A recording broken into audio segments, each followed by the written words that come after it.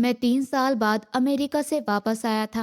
3 साल पहले मेरी पहली पत्नी के गम ने मुझे निढाल कर दिया था, तो मैं दुनिया की हर जिम्मेदारी से भागकर अमेरिका चला गया था और अपने बाप के सारे बिजनेस को वाइंड अप करके वहीं से चलाने का फैसला किया था।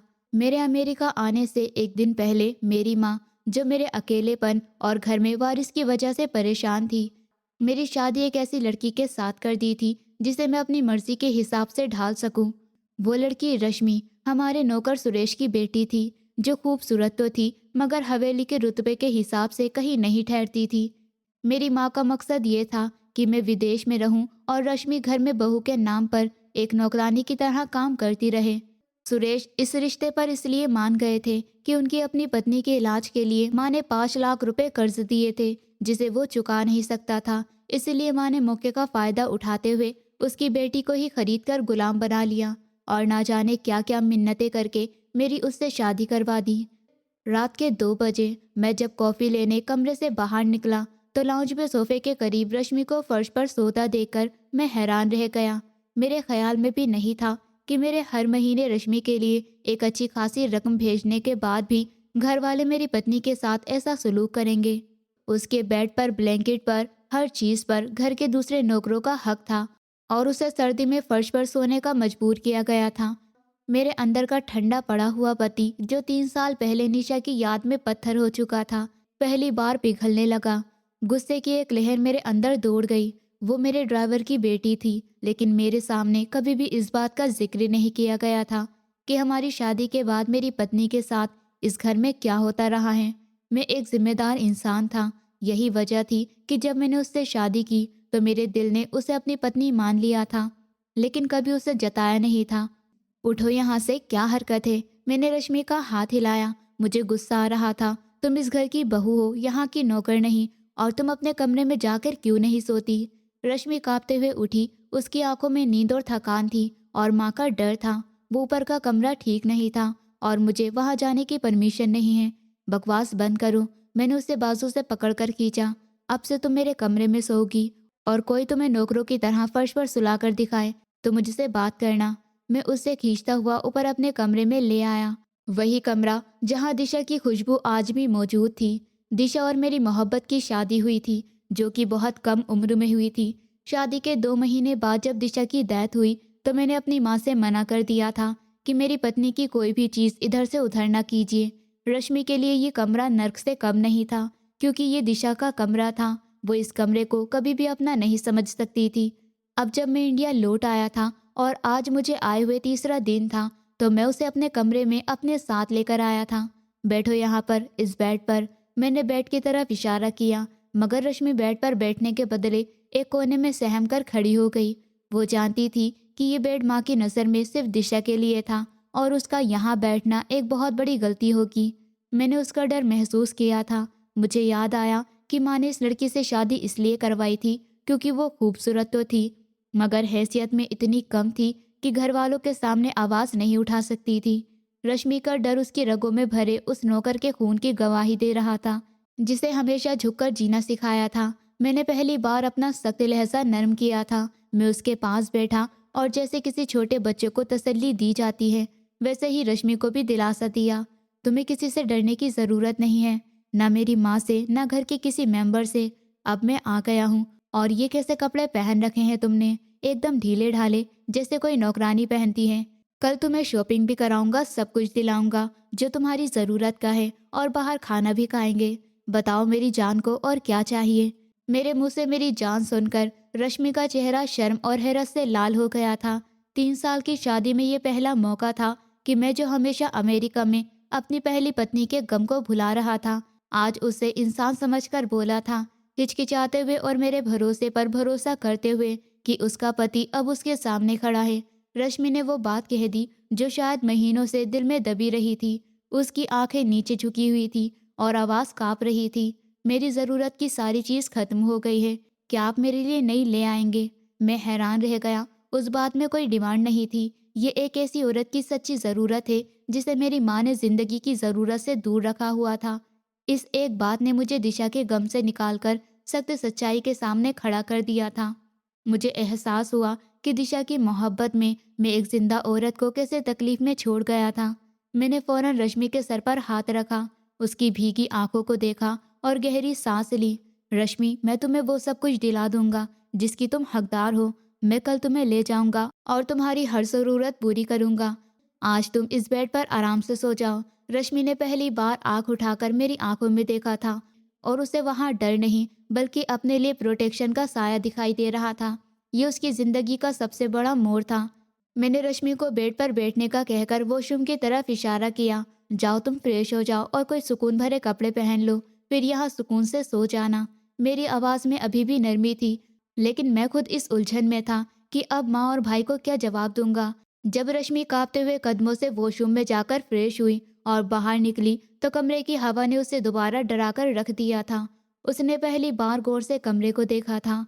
ये कमरा जिसे मैंने अपना कमरा कहा था, दरअसल एक पुरानी मोहब्बत की निशानी थी। हर जगह दिशा की मौजूदगी का एहसास था। 3 साल पुरानी मगर फिर भी जिंदा। बड़ी भारी लकड़ी की अलमारी के पास दीवार पर एक खूबसूरत फ्रेम में दिशा की बड़ी सी पिक्चर लगी हुई थी, जिसमें वो शरारती हंसी हंस रही थी। टेबल पर चांदी के फ्रेम में दिशा की और कई छोटी तस्वीरें थी, जिन पर धूल का हल्का सा पर्दा भी नहीं था, क्योंकि उनकी रोजाना सफाई होती थी। कमरे की साइड टेबल पर अब भी दिशा की पसंदीदा किताबें और सूखे हुए गुलाब के फूल रखे थे।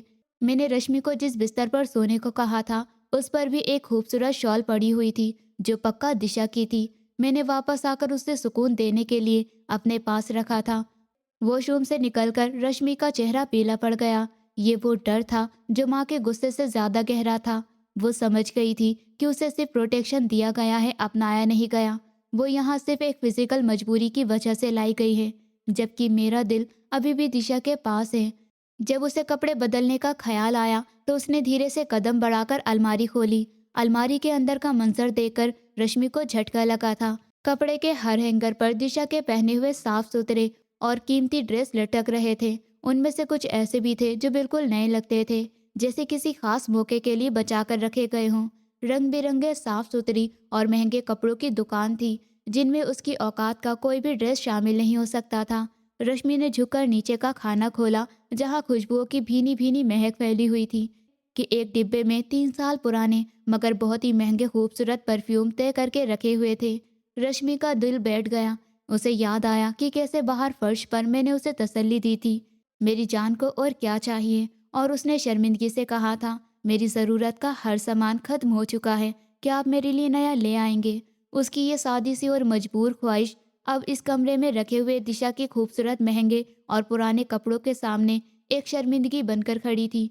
उसे लगा जैसे दिशा की पिक्चर उसे देखकर हंस रही हो कि तुम्हारी औकात मेरे इस्तेमाल किए गई चीज़ों जितनी भी नहीं है। रश्मि को लगा कि वो इस अलमारी में हाथ भी नहीं डाल सकती। ये कपड़े उसकी औकात का निशान थे, जबकि रश्मि सिर्फ एक नौकर की बेटी थी, जो कर्ज उतारने के लिए इस घर में लाई गई थी। वो जान गई कि अगर वो इनमें से कोई भी कपड़े पहनेगी तो मेरी माँ तो क्या, खुद मैं भी उसे नहीं अपना सकूंगा। कि उसने दिशा की जगह लेने की हिम्मत की है। वो अलमारी बंद करने लगी तो उसकी नज़र एक कोने में पड़ी। एक छोटी सी संदूकची में कुछ और चीज़ पड़ी हुई थी, मगर उसके दिल ने चीख कर कहा कि गौरव ने मुझे सिर्फ प्रोटेक्ट किया है, मोहब्बत और अपनाया नहीं है। ये कमरा मेरा नहीं बल्कि दिशा की निशानी थी, और मैं उसकी चौकीदार या साया भी नहीं बन सकती थी। वो अपने मन में ही सोचने लगी थी। मैंने वॉशरूम से बाहर खड़े होकर धीरे से पूछा, क्या हुआ रश्मि, कपड़े क्यों नहीं बदले, तुम्हें सर्दी लग रही होगी। रश्मि ने जल्दी से अलमारी बंद की और अपने वही पुराने और सस्ते कपड़ों में बेड की तरफ पलट गई। नहीं नहीं, कोई बात नहीं, ये ठीक है, मैं यही आराम से सो जाऊंगी। मैं उसने झूठ बोला था। वो दिशा के कपड़े पहनकर मेरे सामने आने की हिम्मत नहीं रखती थी। मैंने उसके चेहरे का पीलापन और आंखों में नया डर देखा था, मगर मैं उस डर की गहराई नहीं समझ सका था। मुझे लगा कि रश्मि डर से बाहर नहीं निकल पा रही। मैंने फैसला किया कि मैं सुबह माँ से ज़रूर बात करूँगा, मगर मैं नहीं जानता था कि ये डर माँ का नहीं, बल्कि वो दिशा की ना खत्म होने वाली मोहब्बत का है। रश्मि खामोशी से बैठ के एक किनारे पर लेट गई और मैं उसके दूसरे किनारे पर करवट बदलकर अपने पास्ट के गम और नई जिम्मेदारियों के बारे में सोचने लगा। रश्मि के लिए वो बेड गर्म ज़रूर था, मगर उस पर सोना बहुत मुश्किल, क्योंकि वो अपनी हैसियत और दिशा की हैसियत के बीच के फ़र्क को महसूस कर रही थी। सुबह का वक्त था, जब हवा में हल्की सी ठंडक और खामोशी थी। माँ ने किचन के पास आने वाले नौकरों के क्वार्टर की तरफ देखा, जहां आमतौर पर रश्मि का बिस्तर होता था। जब उन्हें वहां रश्मि नजर नहीं आई तो उनका खून खोलने लगा था। उन्हें फौरन शक हो गया कि रात देर से आने वाले गौरव ने जरूर कोई कदम उठाया होगा।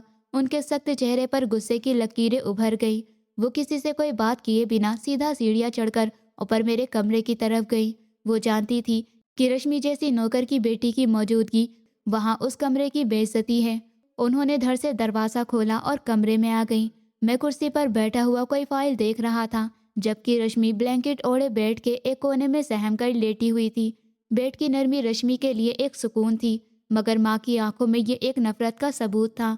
माँ ने रश्मि की तरफ एक सख्त नज़र डाली, मगर उसे बुलाने के बजाय उनका हाथ सीधा साइड टेबल पर पड़ी हुई दिशा की पिक्चर पर बढ़ा। उन्होंने चांदी के फ्रेम वाली उस पिक्चर को मोहब्बत से उठाया, उसे अपने सीने से लगाया और फिर रश्मि को दिखाते हुए दुखी हुई। तुम्हारी हिम्मत कैसे हुई इस बिस्तर पर लेटने की? उनका लहजा जहरीला और इतना सख्त था कि कमरे की सारी गर्मी खत्म हो गई थी। रश्मि बिस्तर में और सिकुड़ गई थी। मैं तुम्हें यहाँ क्यों लाई थी, ये तुम्हें याद है ना? तुम रात की एक छोटी सी राहत से अपनी औकात भूल बैठी हो। माँ ने दिशा की पिक्चर को गौर से देखा, फिर एक लंबी और भारी सांस ली जो 3 साल पुराने गम से भरी हुई थी। तुम्हें मालूम होना चाहिए कि मैंने तुम्हारे बाप का कर्ज माफ किया है, तुम्हारी गरीबी खरीदी, मगर तुम्हें इस घर की बहू नहीं बनाया। उनकी बातें रश्मि के ऊपर कोड़े बनकर बरस रही थी। तुम्हारी शादी गौरव से सिर्फ इसलिए हुई है क्योंकि मेरे बेटे की नस्ल आगे बढ़े। मेरे बेटे की पहली मोहब्बत उसकी पहली पत्नी थी दिशा। माँ ने पिक्चर पर एक प्यारा सा किस दिया। वो खूबसूरत थी, हमारी बराबरी की थी। माँ की दोस्त की बेटी थी वो, मगर ऊपर वाले को मंजूर नहीं था। शादी से कुछ महीनों बाद ही वो मर गई। उसे ब्लड कैंसर था, जिसके बारे में शादी के बाद पता चला था, और उसने हमें ज़्यादा वक्त नहीं दिया था। उन्होंने और सख्ती से कहा, गौरव 3 साल से इस सदमे में जी रहा है। वो दिशा के गम को बुलाने के लिए अमेरिका भाग गया था। उसने तुमसे सिर्फ शादी की थी, तुम्हें अपनाया नहीं था। वो तुम्हें फर्श पर सोता हुआ देखकर शायद मजबूर हो गया था कि वो तुम्हें कमरे में लेकर आए। किसी खुशफहमी में मत रहना, तुम मेरे बेटे की तरफ से। माँ ने रश्मि पर अपनी तेज नजरें गाड़ दी थी। इस कमरे का हर कोना दिशा की निशानी है। मैंने उसे इसी तरह सेफ रखा है ताकि जब भी गौरव यहाँ आए उसे दिशा की खुशबू आए, उसे दिशा की याद आए। मैंने जो कुछ भी सुना वो मेरे लिए नया नहीं था। मैं जानता था माँ रश्मि को नीचा दिखा रही थी, मगर उनकी बातों में जो सच्चाई थी उसने मुझे बेहोश कर दिया था। मैं दिशा के गम में जकड़ा हुआ था और माँ का गुस्सा मेरे गम से ही बढ़ रहा था। मैंने इंटरफेयर किया। माँ बस कीजिए, वो मेरी पत्नी है, कम से कम इंसानियत का ही लिहाज कर लीजिए। माँ ने पलटकर मेरी तरफ देखा। तुम 3 साल बाद वापस आए हो, सिर्फ एक नौकर की बेटी की साइड लेने। तुम भूल गए हो कि दिशा तुम्हारी मोहब्बत थी और ये सिर्फ एक जिम्मेदारी है। मैं दिशा के जाने का गम अब इस लड़की की औलाद देखकर ही भूल सकती हूँ। अगर तुम इसे इज्जत देते हो तो याद रखो, इसे मुझे और मेरे घर को एक वारिस देना होगा। इतने साल मैं तुमसे दूर रही हूँ, अब मैं तुम्हारी औलाद की खुशी देखना चाहती हूँ और तुम्हारे चेहरे पर मुस्कुराहट देखना चाहती हूँ। आखिर कब तक तुम ऐसे ही खुद से और हमसे भागते फिरोगे? उन्होंने दिशा की पिक्चर वापस टेबल पर रख दी। एक आखिरी बार रश्मि को गुस्से से देखा और दरवाजे की तरफ बढ़ गई, मगर जाने से पहले उन्होंने एक आखिरी फैसला सुनाया था। ये एक खामोश फैसला था जिसके लिए बोलने की जरूरत नहीं थी। जब तक तुम इस मकसद में कामयाब नहीं हो जाती, तब तक तुम इस कमरे में सिर्फ इस तरह रहोगी जैसे एक कैदी रहते हैं। तुम्हारी सारी हैसियत दिशा के कदमों में है, उससे ऊपर नहीं। उसके जाने के बाद कमरे में खामोशी छा गई थी। रश्मि ने माँ की तरफ नहीं देखा, बल्कि उसकी नजरें दिशा की पिक्चर पर जम गई थी, जो अब उसे और खूबसूरत नजर आने लगी थी। रश्मि समझ गई थी कि वो मेरी कमी को पूरा करने के लिए लाई गई है, दिशा की जगह लेने के लिए नहीं। अब जब तक वो इस घर को वारिस नहीं देती, वो हमेशा इस घर में एक नौकर की हैसियत से रहेगी। उसकी जिंदगी का मकसद सिर्फ एक कोख थी। सुबह सवेरे रश्मि इस वक्त जाग चुकी थी जब हवेली के सब लोग काफी नींद में थे। वो जानती थी कि उसकी अहमियत सिर्फ उसकी मेहनत से है। माँ के कमरे से निकलने के बाद वो फौरन किचन में चली गई थी और नौकर के साथ मिलकर नाश्ते की तैयारी करने लगी थी। किचन की नौकरानी रश्मि की थोड़ी बहुत मदद कर रही थी, मगर रश्मि का हाथ मशीन की तरह चल रहा था। उसे पता था कि मेरे बड़े भाई रुपेश को गर्मा गर्म पराठे पसंद हैं, भाभी श्रेया को सिर्फ फ्रूट्स और ब्राउन ब्रेड चाहिए, और बच्चों के लिए पैनकेक बनाने पड़ेंगे। वो भाग भाग कर हर एक की मर्जी को ध्यान में रखते हुए टेबल पर सामान सजा रही थी। ठीक 8 बजे जब मैं अपने कमरे से फ्रेश होकर नाश्ते की टेबल पर आया तो नज़ारा देखकर मैं एक पल के लिए हैरान रह गया था। नाश्ते की टेबल पर जहाँ रुपेश, श्रेया और बच्चे खामोशी से बैठ चुके थे। रश्मि कभी रुपेश के सामने बिल्कुल गर्मा गर्म पराठे रखती, कभी श्रेया को तमीज से चलकर फ्रूट पेश करती और कभी बच्चों के लिए सिरप वाले पैनकेक का ढेर लगाती। इस बीच माँ टेबल की दूसरी तरफ बैठी थी और उनकी नज़रें किसी नापसंदीदा चीज़ की तरह लगातार रश्मि पर टिकी हुई थी। उनकी आंखों में ना कोई तारीफ थी, ना कोई मोहब्बत, बल्कि एक लगातार बेइज्जती का एहसास था कि एक खूबसूरत शक्ल की लड़की को, जिसके साथ उनके बेटे की शादी हुई है, वो इस घर में नौकरों की तरह काम करने पर मजबूर है।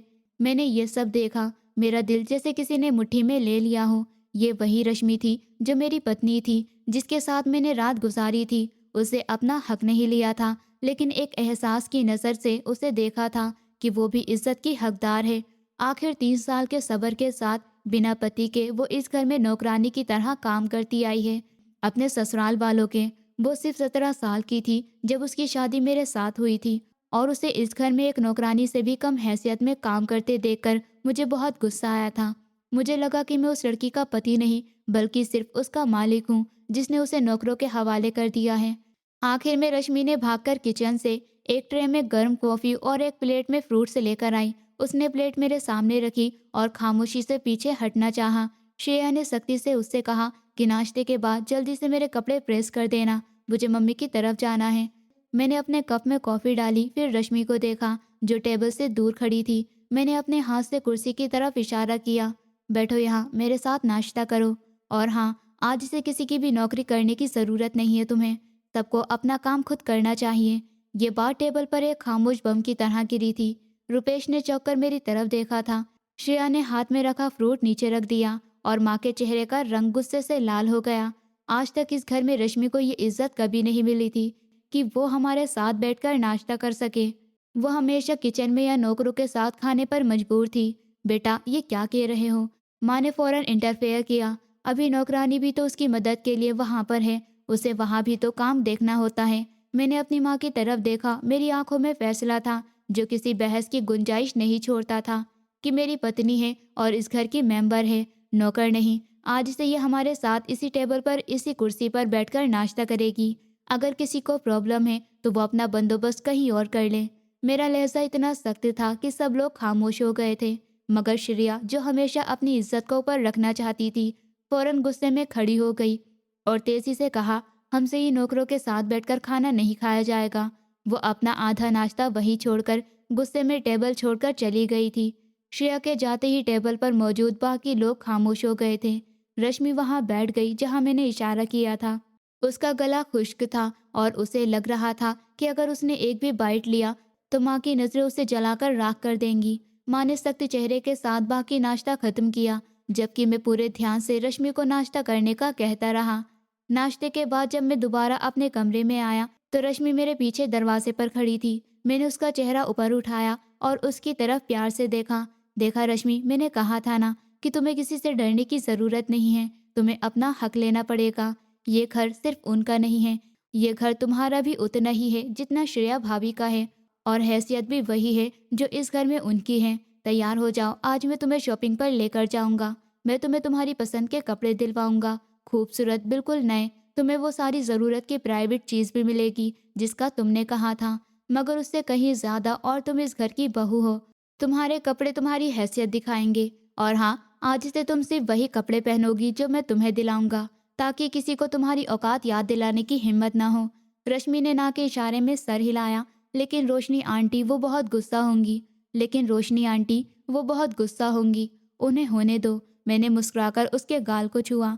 अब इस घर में मेरा ऑर्डर चलेगा, तैयार हो जाओ, 1 घंटे में हम निकल रहे हैं। मैं और रश्मि कार में खामोशी से शहर के सबसे बड़े शॉपिंग मॉल की तरफ बढ़े। रश्मि के लिए ये सफ़र किसी ख्वाब से कम नहीं था। उसने कभी सोचा भी नहीं था कि वो अपने पति के साथ ऐसे आम पत्नियों की तरह बाहर निकलेगी। हवेली के बाहर कदम रखते ही उसे एक अनोखा सुकून महसूस हो रहा था, मगर उसके दिल में अभी ये डर था कि ये खुशी वक्ती है। शॉपिंग मॉल में आते ही मैंने रश्मि का हाथ थामा। मैं सबसे पहले रश्मि को एक बेहतरीन अंडरवेयर स्टोर रूम में ले जाकर उसे खूबसूरत और आराम वाले कपड़े दिखाए। रश्मि शर्म और झिझक से मिले जुले एहसास से अपनी ज़रूरत की चीज़ें चुन रही थी। मगर मैंने उसकी रिक्वेस्ट के हिसाब से एक नहीं बल्कि बहुत सारे नए और महंगे कपड़े खरीद लिए थे। उसके बाद मैं रश्मि को लेकर एक बड़े फैशन स्टोर में गया, जहाँ मैंने उसके लिए डिज़ाइनर कपड़े खरीदे। मैं रश्मि के चुनने का इंतज़ार नहीं कर रहा था, बल्कि मैं खुद उसके रंग, साइज़ और हैसियत के हिसाब से कपड़े चुन रहा था, ताकि कल को कोई भी उस पर उँगली न उठा सके। रश्मि को लगा जैसे वो अपने कपड़े नहीं बल्कि अपनी नई पहचान खरीद रही है। ये सब खरीदने के बाद मैं उसे एक फैमिली ज्वेलरी शॉप ले गया। रश्मि की आंखों में चमक थी, मगर उसे यकीन नहीं आ रहा था कि ये सब मैं सिर्फ उसके लिए कर रहा हूँ।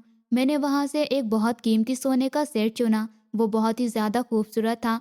जब ज्वेलर ने सेट निकाला तो मैंने खुद वो हार रश्मि की गर्दन में डालने की कोशिश की। रश्मि ने अपने बाल ऊपर उठाए और मैं उसके पीछे खड़ा हो गया। जब मैंने हार को जोड़ने के लिए रश्मि की गर्दन के पीछे हिस्से को छुआ तो उसकी गर्दन पर एक गहरा धीमा सा पड़ा हुआ निशान महसूस किया। मेरा हाथ एकदम रुक गया। मैंने करीब आकर गौर से देखा। हार की लड़ी के बिल्कुल नीचे उसके इतना गहरा जख्म था। वो उसकी हैसियत नहीं थी, बल्कि मेहनत इसकी गवाह थी। मेरे दिमाग में बिजली सी गिर गई। ये जख्म मामूली नहीं लग रहा था। ये किसी बहुत ही ज्यादा बदतमीजी के साथ किया गया जुल्म लग रहा था। और मैं जानता था कि ये किसने या फिर किसके ऑर्डर पर किसके हाथों हुआ होगा। ये पक्का माँ के सख्त रवैया या उनके बड़े बेटे और बहू की तरफ से ही की गई किसी पुरानी गलती का नतीजा होगा। ये जख्म इस बात का गवाह था कि रश्मि सिर्फ नज़रअंदाज नहीं होती थी, बल्कि फिजिकल तौर पर भी तकलीफ में होती थी। मैं हैरान होकर वही खड़ा रह गया। मैंने सोने का सेट रश्मि की गर्दन में डाला, मगर मेरा सारा ध्यान अब उस जख्म पर था। मेरे चेहरे पर बहुत गुस्सा आया, मगर मैं रश्मि को और शर्मिंदा नहीं करना चाहता था। मैं जानता था कि अगर मैंने माँ का नाम लिया तो वो बहुत ज़्यादा डर जाएगी। मैंने हार को एडजस्ट किया और फिर अपना हाथ रश्मि के चेहरे पर रखा। मेरी आंखों में रश्मि के लिए अब गुस्सा नहीं बल्कि शर्मिंदगी थी। शॉपिंग के बाद कार में वापसी पर रश्मि ने खामोशी से अपने हाथों में खरीदी हुई सारी शॉपिंग बैग्स को थामा। वो जानती थी कि उसकी छोटी सी ख्वाहिश ने मेरी आंखों से पट्टी हटा दी है और उसकी गर्दन का पुराना जख्म अब उसके इस घर में नई जगह देने वाला था। अब रश्मि का डर कुछ कम हुआ था और उसकी जगह मेरे ऊपर एक गहरा भरोसा पैदा हो चुका था। मेरे भरोसा दिलाने और इज्जत देने के बाद रश्मि में इतनी हिम्मत आ गई थी कि वो इस कमरे को सिर्फ दिशा की निशानी समझने के बदले अपने पति का कमरा भी समझने लगी थी। वो जानती थी कि इस कमरे की हवा को नर्म करना ज़रूरी है, ताकि मुझे भी यहाँ सुकून मिल सके। मैं ऑफिस जा चुका था और रश्मि ने अपने नए खरीदी हुई खूबसूरत कपड़ों को एक तरफ रखकर एक सादा ड्रेस पहना और कमरे की सफाई करना शुरू कर दी। सफाई के बीच जब उसने दिशा की पुरानी लकड़ी की भारी अलमारी को हटाने की कोशिश की तो उसकी नज़र अलमारी के पीछे दीवार में बने एक छोटे से खुफिया खाने पर पड़ी। उस दराज को ध्यान से खोलने पर रश्मि को दिशा का आखिरी लेटर मिला। लेटर एक पुराने खुशबूदार लिफाफे में बंद था, जिस पर दिशा की खूबसूरत राइटिंग में सिर्फ गौरव का नाम लिखा हुआ था। रश्मि के हाथ कांप रहे थे। ये एक ऐसा राज था जो 3 साल से उसके घर की दीवारों में छुपा हुआ था। रश्मि ने डर से वो लेटर खोला। दिशा ने ये लेटर अपने मरने से कुछ ही दिन पहले अपनी बीमारी ब्लड कैंसर के आखिरी दिनों में लिखा था। मेरे गौरव, मेरा प्यार, जब तुम ये लेटर पढ़ोगे तो मैं नहीं होंगी। मैं जानती हूँ तुम अपने आप को मुझे और मेरी यादों से जकड़ लोगे। मैं नहीं चाहती कि तुम ऐसा करो। अपने आप को मेरे लिए कैद मत करना। तुम एक बहुत ब्राइट फ्यूचर के मालिक हो और जिंदगी की सबसे बड़ी सच्चाई आगे बढ़ना है। मेरा इंतज़ार करना गलती है। कोई और आए तो मेरी ख्वाहिश है कि तुम उसकी आंखों में सिर्फ अपना कल देखना, मेरा गुजरा हुआ कल नहीं। मुझे भूलना नहीं, मगर मेरे साथ रुकना भी मत। मैं वहाँ भी तुम्हें देखकर खुश रहूंगी। मोहब्बत के साथ, तुम्हारी दिशा। रश्मि ने लेटर खत्म किया तो उसकी आंखों में आंसू थे, मगर ये आंसू गम के नहीं बल्कि एक गहरी सच्चाई को जानने के थे। ये लेटर दरअसल मेरे 3 साल के दुखों को भुलाने और रश्मि को इज्जत देने की चाबी था। रश्मि समझ गई थी कि मैं दिशा के ऑर्डर को तोड़ने से डरता था और ये सोचता था कि अगर मैंने किसी और औरत को दिल से अपना लिया तो मैं दिशा के साथ गद्दारी करूंगा। सारा दिन रश्मि उस लेटर को छुपाए कमरे में टहलती रही। उसने मेरा इंतजार किया और जब मैं रात को ऑफिस से वापस आया तो रश्मि ने मुझे खाना खिलाया और फिर खामोशी से मेरे सामने वो लेटर रख दिया। मैंने जैसे ही दिशा की राइटिंग देखी, मैं बहुत बुरी तरह चौंक उठा। मेरे हाथों से लेटर कांप रहा था। जैसे जैसे मैंने लेटर पढ़ा, मेरी आंखों में आंसू छाने लगे। जब मैंने दिशा की वो बातें पढ़ी कि मेरा इंतजार करना गलती है और मेरी आंखों में सिर्फ अपना कल देखना, तो मैं अंदर तक कांप उठा था। दिशा के मरने के बाद मैं पहली बार कंट्रोल खोकर रोया था। मेरी सिसकियाँ कमरे की खामोशी को ख़त्म कर रही थी। रश्मि खामोशी से मेरे पास बैठी रही, मेरी पीठ पर हल्के से हाथ फेरती रही। जब मेरा दुख कुछ कम हुआ तो मैंने रोते हुए भारी हुई आवाज़ में एक ऐसा राज खोला जो यहाँ किसी को मालूम नहीं था। मैं उसे नहीं भूल सकता था। मुझे लगता था वो हमेशा मुझे देख रही है। मैंने एक गहरे एहसास से ये बात मानी थी। दिशा की मौत, रश्मि, मैं उसे बचा सकता था। मैं उसे अगर बाहर देश में ले जाता तो। रश्मि का दिल धक से रह गया। उसकी बीमारी लास्ट स्टेज पर थी और डॉक्टर ने कहा था कि आखिरी दिन उसके लिए बहुत ज़रूरी है। लेकिन मुझे अपने एक बहुत इंपॉर्टेंट प्रोजेक्ट के सिलसिले में 3 दिन के लिए बाहर जाना पड़ा। मुझे उस वक्त नहीं जाना चाहिए था। मैं अपने करियर को उससे ज़्यादा इम्पोर्टेंस दे बैठा था। जब मैं वापस आया तो वो जा चुकी थी, अकेले मेरे बिना। मैंने अपने बालों में उंगलियां फेरी। मेरे चेहरे पर एक गहरा दुख था। मुझे आज भी लगता है कि मुझसे दूरी ने उसको मौत के करीब कर दिया। मैंने हमेशा यकीन किया कि दिशा की आत्मा मुझे कभी माफ़ नहीं करेगी। अगर मैं अपनी ज़िंदगी में आगे बढ़ा, अगर मैं खुश हुआ या अगर मैंने किसी औरत को अपनाया, इसलिए इसलिए मैंने रश्मि, मैंने तुमसे दूरी रखी। मैं इसलिए घर में वापस नहीं आया। मैंने तुम्हें वो सारी इज्जत नहीं दी जिसकी तुम हकदार थी। मुझे लगा था कि अगर मैंने तुम्हें मोहब्बत दी तो दिशा को तकलीफ पहुंचेगी।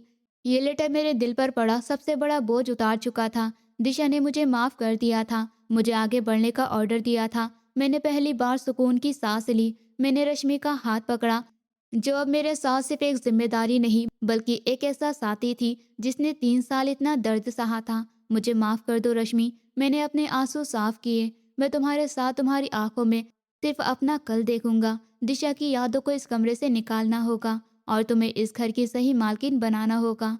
रश्मि के लिए ये लम्हा सिर्फ उसे अपनाने का नहीं बल्कि उसके पति की आज़ादी का भी था। अब वो सिर्फ एक नौकर की बेटी नहीं थी बल्कि वो औरत थी जो मेरे पास्ट की गलती से पीछा छुड़ा सकती थी। रात के खाने के बाद हवेली में एक बार फिर वही खामोशी छा गई थी।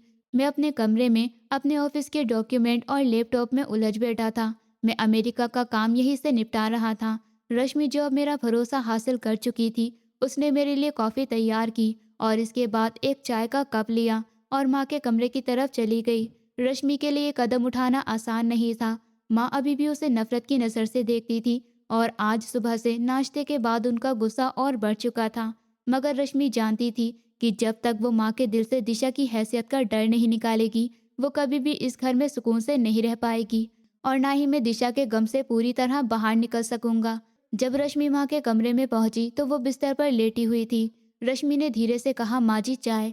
रश्मि का लहजा धीमा था। मैडम के बदले माँ जी। रश्मि के मुंह से अपने लिए सुनकर माँ को एक झटका लगा था। माँ ने रश्मि की तरफ देखे बिना सख्त लहजे में कहा था, हमें तुम्हारी ज़रूरत नहीं है, तुम बस मेरे बेटे की खिदमत करो। हमें मालूम है कि तुमने इस घर में अपनी जगह बना ली है, मगर याद रखना तुम इस घर की रानी नहीं बन सकती।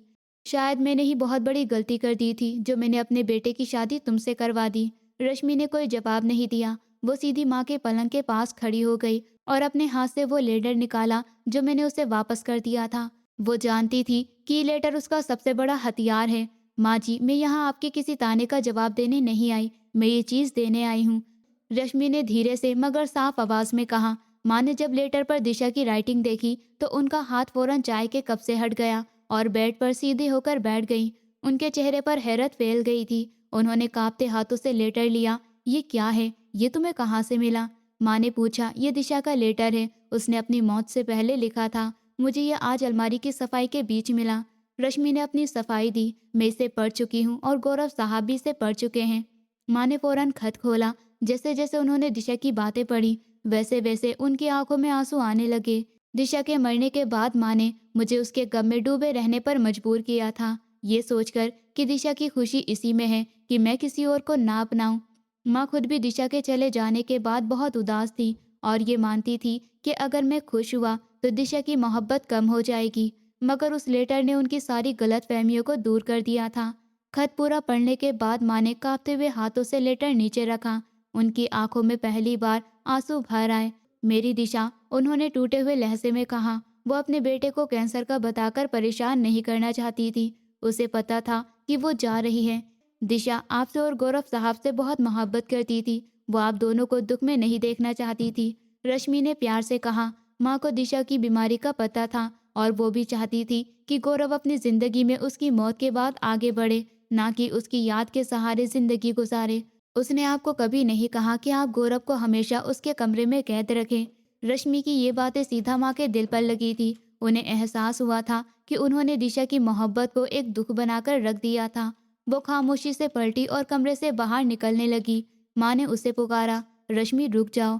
पहली बार माँ के लहजे में कोई गुस्सा नहीं था, सिर्फ एक थकावट थी। रश्मि रुक गई, ये तुमने सही किया। इस लेटर ने मेरे बेटे पर पड़ा 3 साल का बोझ उतार दिया होगा।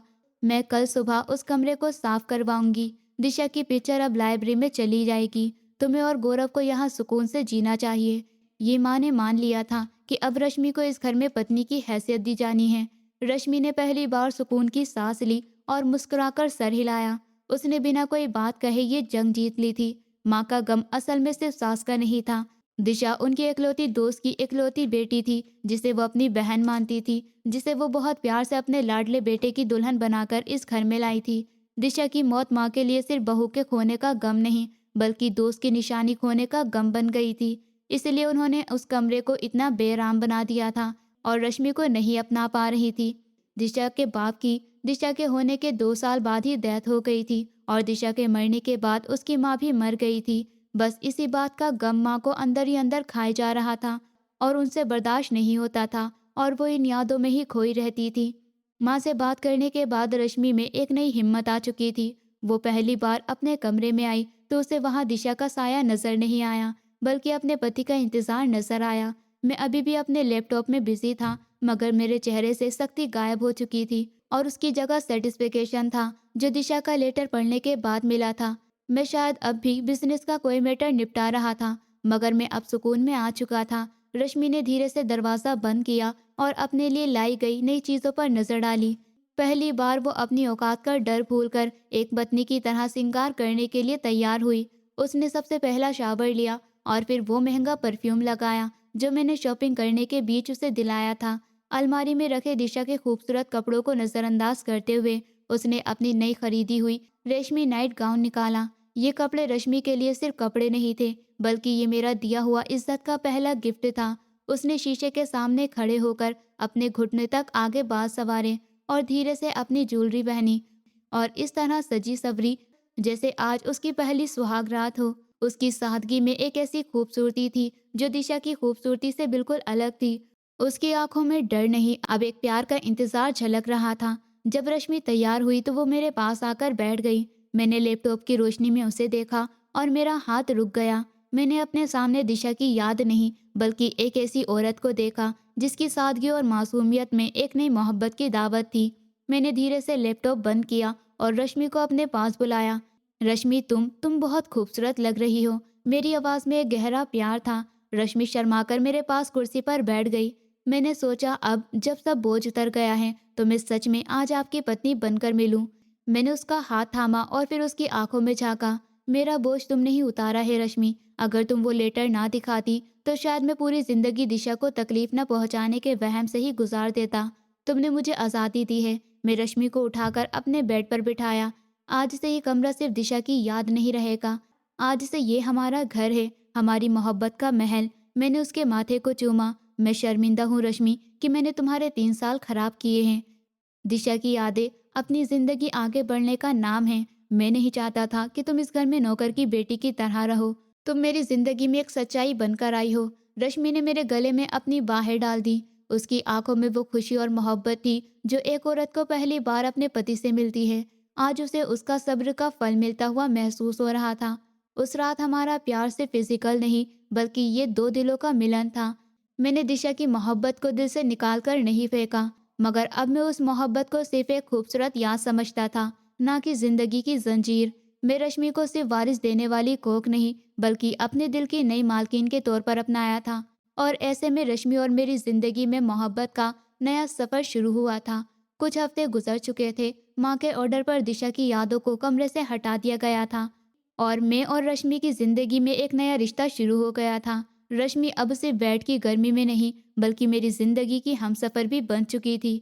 एक सुबह मैं अपने ऑफिस के लिए तैयार हो रहा था कि मैंने वॉशरूम से रश्मि के उल्टी करने की आवाज़ सुनी। रश्मि पिछले कुछ दिनों से बेड से उठने में और खाने की चीज़ों में परहेज कर रही थी। मैं जल्दी से वॉशरूम के दरवाजे पर गया। रश्मि, क्या हुआ? तुम ठीक हो? रश्मि ने दरवाज़ा खोला। उसका चेहरा पीला पड़ रहा था, मगर उसकी आंखों में नई चमक थी। कुछ नहीं गौरव, बस थोड़ी तबीयत खराब है। शायद मौसम बदल रहा है। सिर्फ मौसम। मैंने उसे बाजू से पकड़कर कमरे में बिठाया। पिछले 2 हफ्ते से तुम सुबह उठते ही इस हाल में होती हो। क्या तुमने डॉक्टर से बात की? रश्मि ने ना के इशारे में सर हिलाया।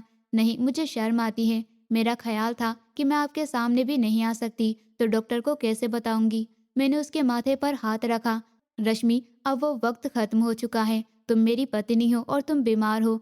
अब मेरी जिम्मेदारी है कि मैं तुम्हें लेकर जाऊं। हम अभी हॉस्पिटल चलते हैं। दोपहर को जब हम अस्पताल से वापस आए तो हम दोनों के चेहरे पर एक अजीब सी हैरत और खुशी थी। रश्मि के हाथ में डॉक्टर की फाइल थी, जिसमें साफ तौर पर लिखा था कि वो प्रेग्नेंट है। रात के खाने पर मैंने घर के सारे मेंबर के सामने रश्मि का हाथ थामकर खुशी से इस खबर को अनाउंस किया। माँ, रुपेश, श्रेया भाभी, आज मैं बहुत ही बड़ी खुशखबरी सुनाने जा रहा हूँ। रश्मि प्रेग्नेंट है। इस घर में एक नया मेहमान आने वाला है। ये खबर हवेली में खुशी के बदले एक भूकंप लेकर आई थी। माँ, जो कि एक वारिस का सबसे ज्यादा इंतजार कर रही थी, इस खबर पर मुस्कुराने के बजाय फौरन ही सीरियस हो गई थी। उनके चेहरे पर पहले खुशी की लहर और फिर फौरन इन्वेस्टिगेशन में बदल गई। क्या क्या कह रहे हो तुम इतनी जल्दी? माँ ने अपने गले को साफ किया। तुम्हें यकीन है डॉक्टर ने सही बताया है? मैंने मुस्कुराते हुए कहा। पूरी तरह यकीन है माँ। आपको तो खुश होना चाहिए। आपका इंतजार खत्म हुआ। खुशी तो है। माँ ने चाय की प्याली टेबल पर रखी। उनकी आवाज में कुछ उलझन थी। मगर अब इसे अपनी ताकत का गलत इस्तेमाल नहीं करना चाहिए। इसे याद रखना चाहिए कि वो किस खानदान से ताल्लुक रखती है। देखो गौरव, इस घर में कुछ उसूल हैं। प्रेग्नेंट होकर कोई मालकिन नहीं बन जाता। अब उसे और ज्यादा ध्यान रखना होगा।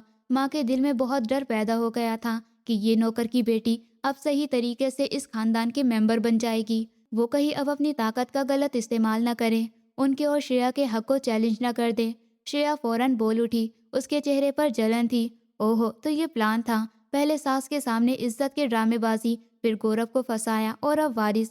श्रेया, जुबान संभाल कर बात करो। मैंने पहली बार अपनी भाभी पर गुस्सा किया।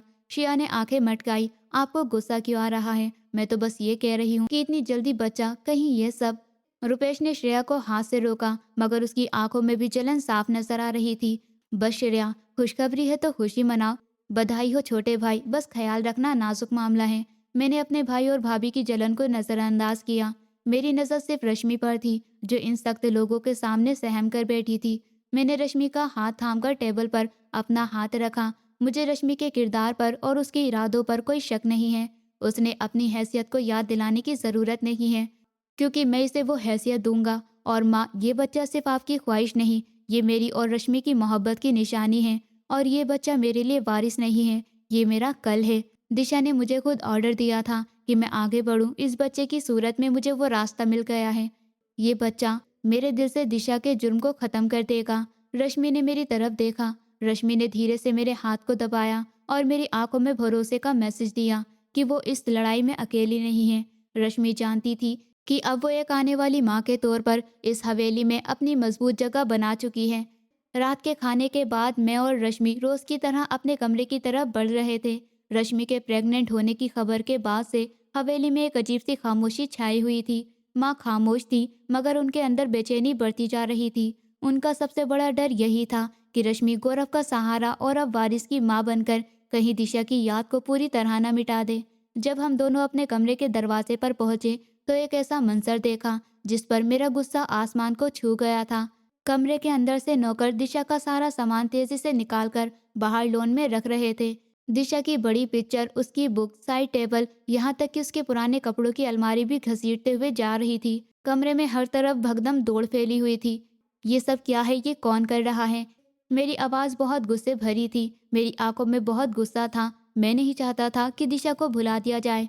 इस लम्हे माँ जल्दी से कमरे से बाहर निकली। उनके चेहरे पर डर था। वो मेरे गुस्से को जानती थी। वो आगे बढ़ी और फौरन मेरा हाथ थाम लिया। बेटा, ये सब कुछ मैं करवा रही हूँ। माँ का लहजा धीमा था, मगर उनकी आंखों में जिद थी। तुम्हारी पत्नी प्रेग्नेंट है और मैं नहीं चाहती कि वो इस पुराने माहौल में रहे, जहाँ दिशा की हर चीज़ उसे तकलीफ पहुँचाए। ये कमरा अब इसका है। मैंने जोर से अपना हाथ छुड़वाया। तकलीफ या आपको डर है कि नई नस्ल दिशा को बिल्कुल भुला न दे? आपको क्या लगता है कि मैं दिशा को मिटाना चाहता हूँ? मैं सिर्फ रश्मि को अपनाऊंगा, मगर दिशा को मिटाऊंगा नहीं। ये गलत है, यह आपकी निशानी थी। आपको किसने हक दिया कि आप इस तरह सामान बाहर फेंकें? मैंने उसे फेंका नहीं है बेटा, मैं तो उसे सेफ रख रही हूँ। माँ ने अपनी सफाई दी। मैं नहीं चाहती कि कल को रश्मि या उसका बच्चा दिशा की मौजूदगी से जलन करे। ये चीज़ यहाँ रहेगी तो रश्मि सुकून से नहीं रह पाएगी। ये सुनकर रश्मि ने महसूस किया कि माँ का डर बिना वजह नहीं था। वो जानती थी कि उनका ये कदम रश्मि के लिए आसानी पैदा करने के लिए था, मगर उनके दिल में दिशा के लिए प्यार और नई बहू के लिए नफरत मौजूद थी। मेरे और माँ के बीच लड़ाई होने लगी थी। मैं दिशा के कमरे की उलट-पुलट से गुस्से में था और माँ रश्मि के आने वाली ताकत से डर रही थी। रश्मि ने फौरन आगे बढ़कर दोनों के बीच में हाथ रखा। उसने दोनों को खामोश कर दिया। माँ जी, मैं जानती हूँ आपकी नीयत सही है और गौरव आप ठीक कह रहे हैं। दिशा आपकी ज़िंदगी का इम्पोर्टेंट हिस्सा थी और वो हमेशा रहेगी। हम उन्हें कभी नहीं मिटा सकते। मैंने माँ की तरफ देखा। माँ जी, दिशा का सामान यही लॉन में नहीं पड़ा रहेगा। मैं वादा करती हूँ कि मैं इन सारी चीज़ों को हवेली की सबसे सेफ जगह पर रखवा दूंगी। मैंने एक प्लान बनाया है। मैंने रश्मि का प्यार से हाथ थामा। आपको मालूम है कि दिशा का लेटर आपको आगे बढ़ाने का ऑर्डर दे गया है। दिशा खुद नहीं चाहती थी कि उनकी यादें हमारी खुशियों के रास्ते में रुकावट बने। अगर हम इन चीज़ों को यहाँ रखेंगे तो ये खूबसूरत याद बनने के बदले हमेशा जलन बनकर ही रहेगी। रश्मि ने माँ की तरफ इशारा किया। मैं इन्हें छत पर नहीं बल्कि हवेली की पुरानी साफ सुथरी लाइब्रेरी के पास एक कोने में दिशा के कॉर्नर के नाम से सजवा दूंगी। वहाँ उनकी तस्वीर, उनका सामान, उनकी किताबें सब कुछ इज्जत से सेफ रहेंगी। जो कोई और भी देखना चाहे वहाँ जाकर देख लेगा। लेकिन यहाँ ये कमरा अब सिर्फ हमारा घर होगा। रश्मि की इस बात में जिसमें भरोसा था दोनों को चुप करवा दिया था। माँ ने पहली बार रश्मि की इंटेलिजेंस को शाबाशी दी थी और मेरा गुस्सा भी फौरन ठंडा पड़ गया था। रश्मि की तरफ मोहब्बत और प्राउड से देखा। तुमने हमेशा की तरह फिर से सब कुछ संभाल लिया। ठीक है, ऐसा ही होगा। रश्मि जो कहती है वही होगा। मैंने भी सर झुकाया था। ठीक है, ये बेहतर है। उस रात दिशा का सामान इज्जत के साथ लाइब्रेरी की तरफ एडजस्ट हो गया था और रश्मि हवेली में दिशा की जगह को खत्म करने के बदले उसे एक बेहतर जगह देती थी जो मोहब्बत की निशानी थी। अगले ही दिन मैंने इंटीरियर डिजाइनर की मदद ली और दिशा के पुराने कमरे को रश्मि और उसके आने वाले बच्चों के लिए नए सिरे से सजाना शुरू कर दिया। सारे पुराने सामान की जगह नई रोशन चीज़ों ने ले ली थी। ये कमरा अब रश्मि का कमरा बन चुका था। जब कमरा पूरी तरह तैयार हो गया तो मैंने घर के सारे मेंबर को शाम की चाय पर इकट्ठा होने का ऑर्डर दिया। माँ, रुपेश और श्रेया और सारे लोग मजबूरी में मौजूद थे। उन सबकी नज़रों में हैरत और नाराज़गी थी। मैं जब सबको साथ लेकर एक नए कमरे में आया तो रश्मि सेटिस्फाइड थी। उसने अपनी वो खूबसूरत ड्रेस पहनी हुई थी जो मैंने उसे शॉपिंग के बीच दिलाई थी। कमरे का मंजर देखकर माँ की आंखों में एक लम्हे को प्यार आया। उन्हें एहसास हुआ कि उनका बेटा दिशा के गम से सच में आज़ाद हो चुका है। मैंने सबकी मौजूदगी में रश्मि का हाथ थामा। मैं सबके सामने ऐलान करता हूँ, ये कमरा जिसे अब तक दिशा की यादों में कैद रखा गया था, आज मेरी पत्नी रश्मि का घर है और रश्मि मेरी जिंदगी की सबसे बड़ी सच्चाई है। इस वक्त रश्मि ने, जो अब बिल्कुल सेटिस्फाइड हो चुकी थी, मेरी आंखों में देखा। वो सारी बदतमीजी, सारे ताने और 3 साल की तन्हाई उनके सामने आ गई थी। ये लम्हे उसके लिए ना सिर्फ नया कमरा हासिल करने के थे बल्कि पूरी इज्जत और पूरे मान से अपनाने के थे। रश्मि ने धीमे मगर साफ शब्दों में कहा, गौरव साहब, आपको याद है जब मैं पहली रात फर्श पर सो रही थी तो आपने कहा था कि मेरी जान को और क्या चाहिए, और मैंने आपसे शर्माते हुए एक नया दुपट्टा लाने को कहा था। आपने अपना वादा पूरा किया और मुझे बहुत सारे नए कपड़े और नई चीज़ ला कर दी। रश्मि ने इमोशनल होते हुए अपनी आंखें ऊपर उठाई। मगर आज इस नए कमरे में आपकी माँ और आपके खानदान के सारे मेंबर की मौजूदगी में मेरी एक और रिक्वेस्ट है। मैं आपसे वादा लेना चाहती हूँ। वो एक कदम आगे बढ़ी और मेरे सामने खड़ी हो गई। मैं चाहती हूँ कि आप मुझे अपने हाथों से मेरा नया दुपट्टा उड़ाकर मुझे अपनी पूरी पत्नी बनाने की हैसियत दे, ताकि ये घर, ये दिल और आपका नाम अब किसी और की याद या एक ख्वाब की बजाय हमारी सच्चाई का हिस्सा बन जाए। ताकि कल हमारा बच्चा हो तो वो देखे कि उसकी माँ को उसके बाप ने सबके सामने कितनी हैसियत दी है।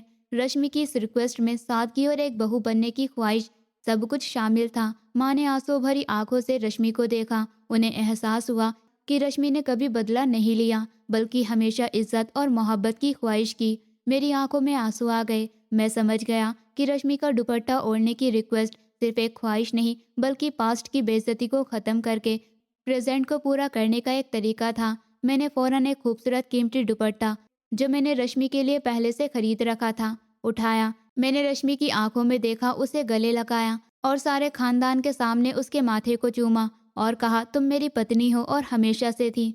आज तुमने जो मांगा है मैं उसे फौरन पूरा करूंगा।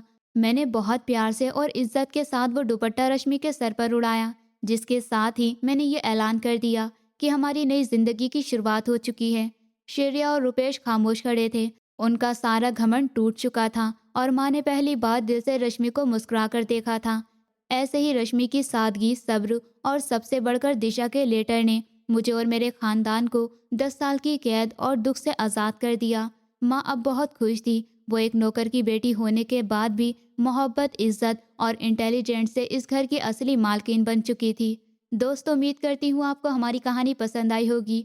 कहानी पसंद आई है तो वीडियो को लाइक करें, चैनल पर नए हैं तो चैनल को सब्सक्राइब करें और हाँ, नोटिफिकेशन बेल को ज़रूर दबाएं ताकि अगली अपडेट सबसे पहले आपको मिले।